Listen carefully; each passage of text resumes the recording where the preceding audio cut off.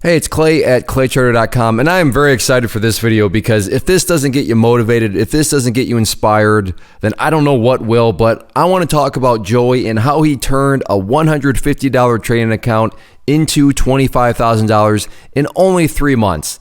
I know these small account challenges are pretty popular, but what I find most motivating about Joey's results is this was all accomplished in a way that's going to be sustainable, in a way that's actually valid.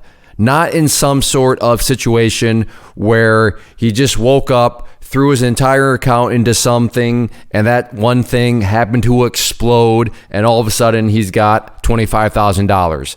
Where at the core, all he did was gambled, it worked out, and it was all formed with bad habits. This is totally the opposite. This is a situation where it took a while, but over time, and through many, many different trades. So it's not like you just swung big and got a hit. No, this was something that snowballed over and over again. So what you see here on the screen is where he officially started with the $150. And then in the first month, went up to $7,600. So 1 month, that was some very good progress right there. But then ultimately, that was just a start because as of right now, you can see right there, $25,000, and that's a significant number because he is officially over that stupid pattern day trading rule. And I'm not going to go too far into the weeds, but if you're new to the stock market or just getting started, good old government regulations states that when you have less than $25,000, if you want a margin account, meaning just trade as much as you want, well, you can't do that if you have less than $25,000. And yes, you can do cash accounts and things like that, but you still have to wait for cash settlement rules. But I am getting way too confusing. But that's the problem, right? Is you have all these rules, regulations. Well, if it's, then you can do that. But if you I won't get up on my soapbox and preach about it, but the core $25,000, given the rules and regulations, is a very key number. And Joey was able to hit it right up there. And just as an FYI, all this stuff has been documented and sent to me. So if you want to go to the link assuming you're watching this on YouTube, down in the description box, I'll link you to the video on claytrader.com. And then on claytrader.com, I'll link you to all these documents so you can see his account statements. Of course, I've blocked out the relevant information, but you can see if you want to go through it, every single trade he's made, you can do that. And he sent me everything that he has up until this point. But like I said, this is all not theory. So this is all matter of a fact. This stuff all actually happened, and there's some great learning lessons in it. So how did he make it happen? Well, he blamed himself and punched the ego. What do I mean? Well, in all actuality, it didn't start off that well. So here was his first account balance that he sent me. And then in the email where he sent me all this, he explained what was going on. And he said that he started January with an opening balance of $379.24, which you see right there.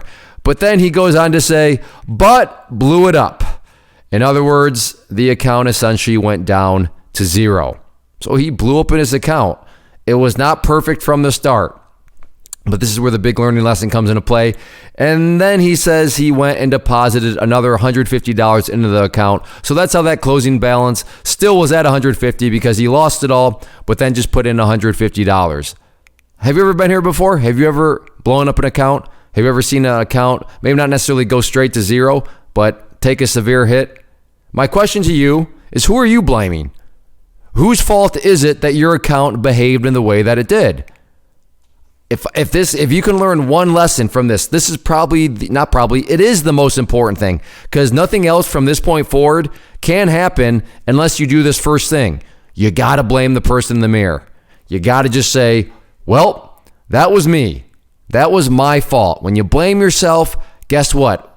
You can also, if you look in the mirror and say, you know what? The person in the mirror is the problem, then that means that the person in the mirror is also the solution. And that's freeing. That's powerful. That's how progress is going to be made. And then he also just punched the ego because, most people, I got this. I can do it. Me, I got it. And that's great.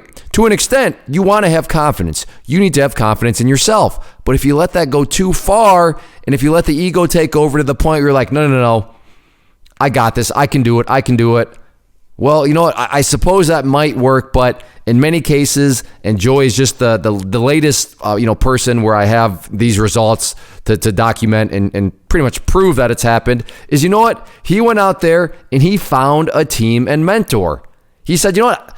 I can't do it on my own. I don't want to do it on my own. I need to find somebody to guide me. I need to find a group of people that I want to surround myself with that are quality. Iron sharpens iron. So surround yourself with quality people, get yourself a mentor. And as Benjamin Franklin says, an investment in knowledge pays the best interest.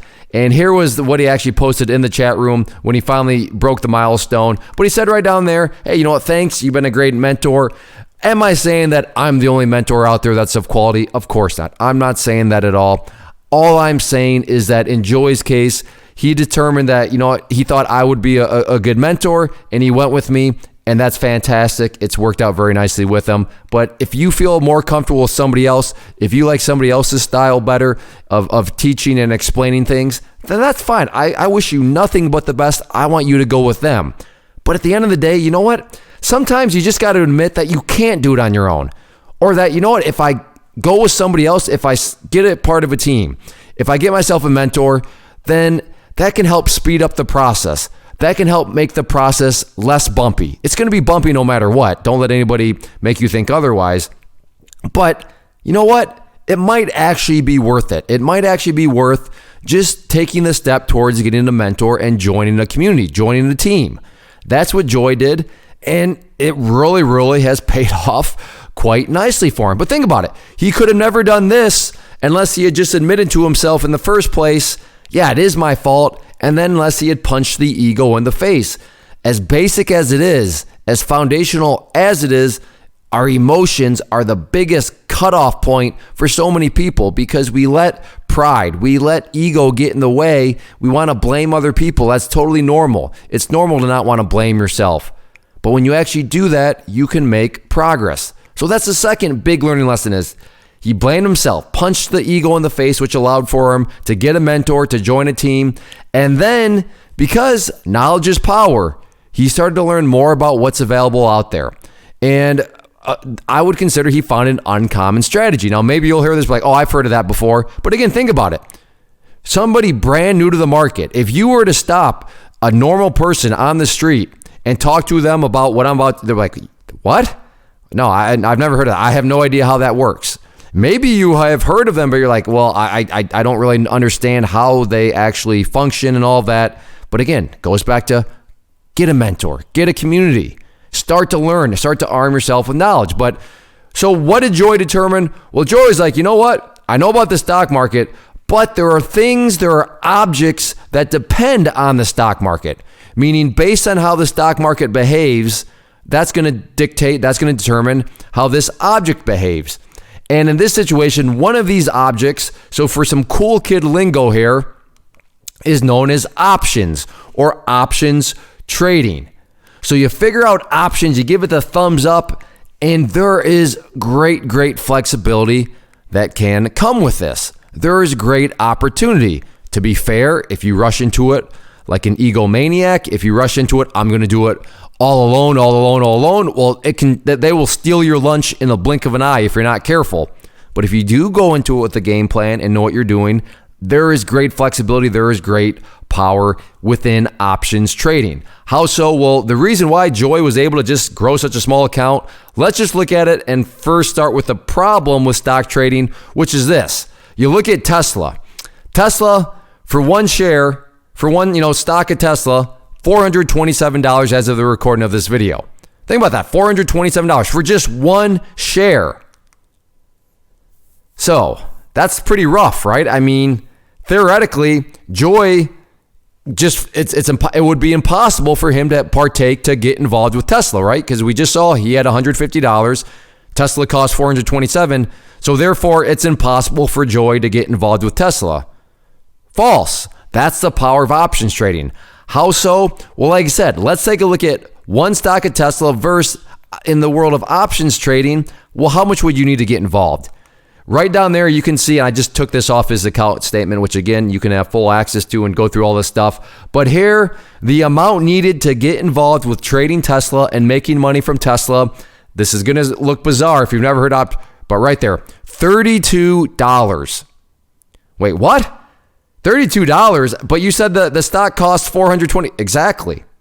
An uncommon strategy, the world of options trading. I really want to reiterate, it's dangerous if you don't treat it with respect. It's dangerous if you show up with the ego of I can do it all on my own.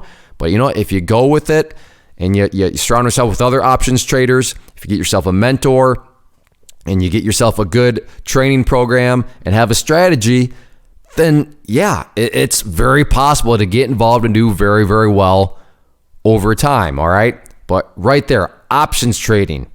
If you've watched these past videos before, you've heard this come up time and time again. Options trading. It is a great thing for those of you that have smaller accounts. Now, for the rest of this is totally a plug. I have no shame in saying that, but Joey has agreed to be on the podcast. I will be recording it soon, and it'll be on the podcast relatively soon. But while you wait, hey, just go listen to some of the past episodes. It's on Spotify, it's on iTunes, or if you just want to listen to it at the site, claytrader.com podcast. And there's lots of, there's over 200, I think 60 episodes now. And, you know, it comes out every Monday. But yeah, go there, listen, and Joey will be on it soon, so you can get that much more details of Joey's journey. But these are the three core foundations that observing it, I really noticed, and I give Joey nothing. Well, first off, I really commend Joey. Nobody likes to share that they blew up their account. I mean, who wants to admit that they had an account, they failed miserably? I mean, nobody wants to admit that, but I really appreciate how Joey says, yeah, you know what, it blew up. And then he started to make changes. He started to, look and not blame everybody else, but by blaming himself, was able to focus on the solution, and he's made great progress since then. So yeah, make sure you get signed up for the podcast. Make sure you get subscribed on iTunes or Spotify.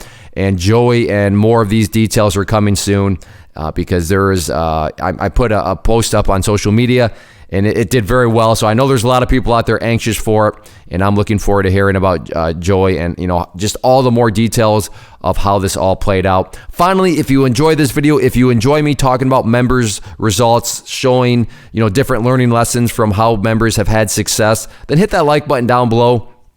And just let me know if you have any other suggestions. So also leave a comment down below, or just give Joey a shout out. That's good stuff. Good job, Joey. Leave that down in the comment section. But yeah, click that like button, leave a comment down below. And then also, if you enjoyed the video, and I'd encourage you to check out the rest of the channel first.